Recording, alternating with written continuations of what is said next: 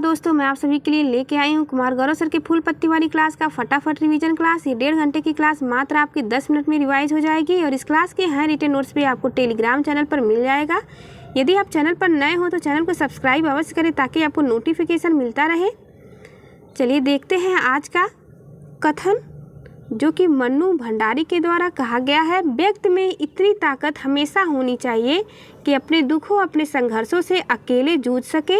हर व्यक्ति को इतना ताकतवर होना चाहिए कि आने वाली समस्याओं से, संघर्षों से वह अकेले लड़ सके और आगे बढ़ सके। अपने मन में एक विश्वास हमेशा लेके आगे बढ़ते रहना चाहिए कि एक दिन सब कुछ अच्छा होगा, और इसी आशा के साथ अपने कार्य को और दोगुना ऊर्जा के साथ करना चाहिए। चलिए शुरू करते हैं फूल पत्ती वाली क्लास 14 अगस्त 2023 की। पहला क्वेश्चन है, एशियाई हॉकी चैंपियनशिप 2023 की विजेता टीम कौन सी है? तो विजेता टीम का नाम है चेन्नई। 7वीं बार इसका आयोजन हुआ भारत में, राधा कृष्ण स्टेडियम में आयोजन हुआ। इसका विजेता रहा भारत। 4थी बार विजेता हुआ। उप विजेता मलेशिया रहा। लल्लन टॉप सवाल देखते हैं, सर्वश्रेष्ठ फीफा पुरुष खिलाड़ी 2022 के पुरस्कार से किसे सम्मानित किया गया है? तो लियोनेल मेसी को सम्मानित किया गया है। अगला क्वेश्चन है, कॉमनवेल्थ पार्लियामेंट्री एसोसिएशन के सिक्किम में आयोजित 19वें सम्मेलन का उद्घाटन किसने किया है? तो ओम बिरला के द्वारा उद्घाटन किया गया है, जो कि लोकसभा के स्पीकर हैं। पहले लोकसभा के स्पीकर कौन थे? तो जीवी मावलंकर। फिक्की के महासचिव शैलेश को चुना गया है। वैश्विक पहल मीरा का संबंध किस फसल से है? तो मोटे अनाज बाजरा से संबंधित है मीरा। दूसरा क्वेश्चन, हाल ही में चर्चा में रही स्पंज शहर योजना का संबंध किससे है? तो इसका संबंध चीन से है। चीन की राजधानी बीजिंग है। स्पंज का गुण होता है पानी को एब्जॉर्ब करने का, यानी अवशोषण का गुण पाया जाता है स्पंज में। इसी के तर्ज पर चीन में स्पंज प्रोजेक्ट स्टार्ट किया गया है। विनाशकारी बाढ़ों से और जल मग्न होने से रोकने के लिए शहरों को यह प्रोजेक्ट स्टार्ट किया गया है। आजकल देखा जाता है कि बहुत कम ही वर्षा में पूरा शहर जलमग्न हो जाते हैं। इससे निजात पाने के लिए स्पंज सिटी प्रोजेक्ट 2015 में चीन के द्वारा स्टार्ट किया गया था, जो कि यह प्रोजेक्ट असफल रहा। पानी वितरण, जल निकासी और बेहतर भंडारण के लिए यह प्रोजेक्ट चलाया गया है। यह प्रकृति के अनुकूल है, यानी कि प्रकृति को इससे कोई भी हानि नहीं होने वाली है। आर्द्र भूमि, नहर, तालाब आदि का विकास किया जाएगा, जिससे कि जल भराव शहरों में कम हो सके। इसकी लिमिट है कि 200 mm तक बारिश झेलने की इसकी क्षमता है, पर 200 mm से अधिक वर्षा होगी तो यह प्रोजेक्ट विफल हो जाता है। चीन का शोक हवांगो नदी को कहा जाता है। इसे येलो फीवर भी कहा जाता है, येलो रिवर भी कहा जाता है। एससीओ का हेडक्वार्टर बीजिंग में है। एशिया की सबसे लंबी नदी यांगटीसी नदी है। यांगटीसी नदी के किनारे संघाई शहर बसा हुआ है। टकला मकान मरुस्थल चीन में है। लल्लन टॉप सवाल देखते हैं, पेप्सिको इंडिया के ब्रांड एम्बेसडर रणवीर सिंह चुने गए हैं। यूरोपीय संघ ने यूके के साथ मिलकर विंडसर फ्रेमवर्क का निर्माण किया है। अगला क्वेश्चन है, अडानी ग्रुप की कंपनी की जांच हेतु, यानी अडानी ग्रुप की कंपनी की जांच हेतु अभय मनोहर सप्रे समिति का गठन किया गया है। सुप्रीम कोर्ट के आदेश पर यह गठन किया गया है। अगला है, भारतीय नौसेना कमांडर सम्मेलन का आयोजन किस स्वदेशी पोत पर किया गया? तो INS विक्रांत पर किया गया है। तीसरा क्वेश्चन है, हाल ही में किस भारतीय को यूके संसद ने सशक्त महिला आइकन पुरस्कार से सम्मानित किया गया है? तो मायरा ग्रोवर को सशक्त महिला आइकन पुरस्कार से सम्मानित किया गया है। यूके की संसद 2 भागों में बटी है, जिसे कि अपर हाउस और लोअर हाउस कहा जाता है। जैसे कि हमारे इंडिया में राज्यसभा और लोकसभा है। अपर हाउस को यूके में कहा जाता है हाउस ऑफ लॉर्ड, और लोअर हाउस को यूके में कहा जाता है कॉमन्स हाउस। 2023 में हाउस ऑफ लॉर्ड्स के द्वारा स्ट्रांग वुमेन आइकन चुना गया मायरा ग्रोवर को, जो कि एक लेखिका हैं। मानसिक कल्याण के कार्य के लिए इन्हें यह पुरस्कार दिया गया है। First RICS life time achievement award Subhash Runwal को दिया गया है, ये एक रियल एस्टेट डेवलपर हैं। ललन टॉप सवाल देखते हैं, वर्ल्ड का फर्स्ट 200 मीटर लंबा बास क्रैश वॉरियर बाहुबली स्थापित किया गया है विदर्भ महाराष्ट्र में। अगला क्वेश्चन है, जूनियर कबड्डी विश्व चैंपियनशिप 2023 इसे जीता है भारत ने। मध्य प्रदेश का 53वां जिला मऊगंज बना है। फ्रिंजेक्स अभ्यास 2023 भारत और फ्रांस के बीच हुआ है। चौथा क्वेश्चन है, जमीनी स्तर से 120 मीटर ऊपर पवन ऊर्जा क्षमता के मामले में देश का शीर्ष राज्य कौन सा है? तो विंड एनर्जी, जो कि एक नवीकरणीय ऊर्जा है। यदि वर्ल्ड लेवल पर बात करें तो भारत विश्व में इसका स्थान चौथा है। 42.8 गीगावाट क्षमता है भारत की। पहले स्थान पे विश्व में है चाइना, दूसरे पे है यूएसए, तीसरे पे जर्मनी और चौथे पे हमारा भारत है। जमीनी स्तर पर राज्य की बात करें तो जमीन से 120 मीटर ऊपर गुजरात फर्स्ट है, सेकंड है राजस्थान और थर्ड कर्नाटक है। यदि जमीन स्तर से 150 मीटर की बात किया जाए तो राजस्थान फर्स्ट है और गुजरात सेकंड है। ध्यान से आप इसे देखिएगा, यदि 120 मीटर की बात की जाती है तो गुजरात फर्स्ट है, लेकिन यदि 150 मीटर की बात की जाती है तो राजस्थान फर्स्ट है।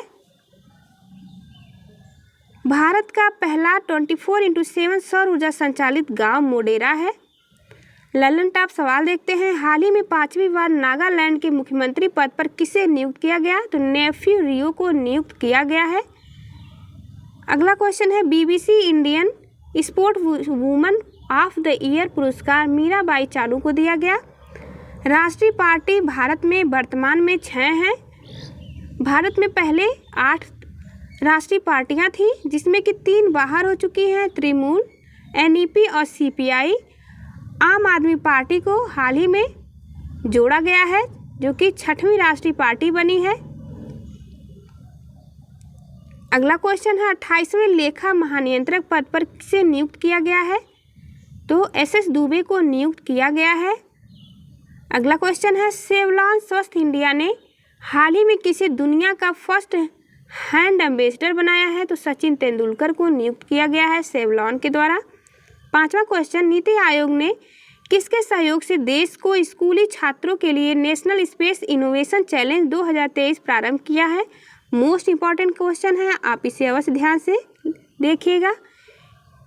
इसरो के द्वारा प्रारंभ किया गया है। नीति आयोग के द्वारा अटल नवाचार मिशन भी स्टार्ट किया गया था। इसी के अंतर्गत national space innovation challenge start किया गया है स्कूली छात्रों हेतु, जो कि 5th से 12th तक के स्टूडेंट के लिए स्टार्ट किया गया है। स्पेस टेक्नोलॉजी में समस्याओं और समाधान के क्षेत्र में नवाचार हेतु यह छात्रों के लिए स्टार्ट किया गया है, जिससे कि स्टूडेंट्स में नवाचार को बढ़ावा मिल सके। रोबोट व्हीकल, रॉकेट, सैटेलाइट पर चर्चा की जाएगी। नीति आयोग की स्थापना 1 जनवरी 2015 को हुई। इसके हेड प्रधानमंत्री होते हैं। उपाध्यक्ष नीति आयोग के सुमन बेरी हैं। नीति आयोग की सीईओ BVR सुब्रमण्यम हैं। इसरो के बारे में देखते हैं। इसरो की स्थापना 15 अगस्त 1969 को हुई थी। इसका हेडक्वार्टर बेंगलुरु में है। इसके वर्तमान में हेड यश सोमनाथ हैं। आप ध्यान रखिएगा। ललन टॉप सवाल देखते हैं। प्रित्जकर आर्किटेक्चर पुरस्कार 2023 से किसे सम्मानित किया गया है? तो डेविड चिपरफील्ड को सम्मानित किया गया है। नेपाल के नए राष्ट्रपति रामचंद्र पांडे को चुना गया है। 6ठा क्वेश्चन हमारा, हाल ही में भारत का पहला कृषि डेटा एक्सचेंज एडेक्स और कृषि डेटा प्रबंधन फ्रेमवर्क ADMF कहाँ लॉन्च किया गया है? तो ये लॉन्च किया गया है हैदराबाद में। ADEX और ADMF ये 2 प्रोजेक्ट लॉन्च किए गए हैं हैदराबाद में। एडेक्स का फुल फॉर्म है एग्रीकल्चर डेटा एक्सचेंज। ADMF का फुल फॉर्म है एग्रीकल्चरल डेटा मैनेजमेंट फ्रेमवर्क, जो कि कृषि डेटा प्रबंधन फ्रेमवर्क से संबंधित है। भारत में यह पहली बार लॉन्च किया गया है सार्वजनिक बुनियादी ढांचा हेतु। इसका उद्देश्य है कृषि डेटा का उचित उपयोग हेतु मंच प्रदान करना। ये 2 मंच प्रदान किए गए हैं, एडेक्स और ADMF। स्टॉक एक्सचेंज के 2 कंपनियां आप देख सकते हैं, NSE है और BSE। BSE के द्वारा सेंसेक्स इंडेक्स जारी किया जाता है और NSE के द्वारा निफ्टी इंडेक्स जारी किया जाता है। इन दोनों का हेडक्वार्टर मुंबई में है। BSE यानी बॉम्बे स्टॉक एक्सचेंज, ये 1875 में इसकी स्थापना की गई थी। एशिया का सबसे पुराना स्टॉक एक्सचेंज है ये, आप ध्यान रखेंगे, यह एशिया का सबसे पुराना है। इसकी स्थापना 1875 में हुई थी। दोनों को यानी NSE और BSE दोनों को रेगुलेट करता है सेबी। इसकी वर्तमान में हेड है माधवी पुरी बुच, जो कि पहली महिला हेड नियुक्त की गई हैं।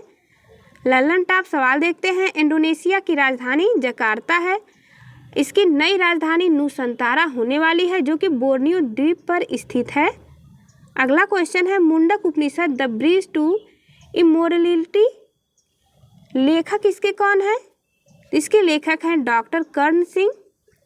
अगला क्वेश्चन है, लद्दाख में सेना की बटालियन की कमान संभालने वाली पहली महिला अफसर गीता राणा चुनी गई हैं।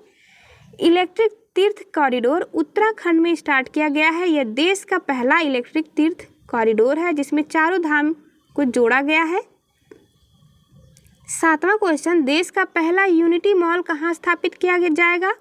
तो देश का पहला यूनिटी मॉल उज्जैन मध्य प्रदेश में स्थापित किया जाएगा। सिंगल स्टॉप मार्केट की स्थापना की जाएगी, यानी कि एक छत के नीचे सारे प्रोडक्ट उपलब्ध करवाए जाएंगे, जैसे कि किसी भी फेमस राज्य के सभी जिलों के उत्पाद, जो GI प्राप्त उत्पाद हैं उसको, हस्तशिल्प उत्पाद, ये सारे एक ही मॉल में यानी एक छत के नीचे उपलब्ध करवाए जाएंगे। इसे वन स्टॉप मार्केट भी कहा जाता है।